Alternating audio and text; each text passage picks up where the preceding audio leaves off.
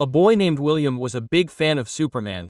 When he learned that the hero was going to visit his city, the boy decided to attract the attention of his idol by drawing his symbols on a huge bedsheet.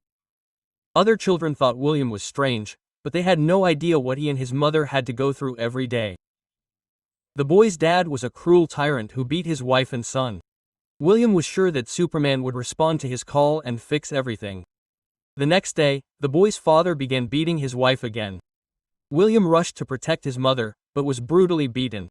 Gathering his will into a fist, William called his idol, and he heard his call. Superman freed the boy, and when he saw his mutilated face, he became furious. However, the hero quickly pulled himself together and decided to show William that justice always prevails. The father and family were taken to the police, and a case was opened against him.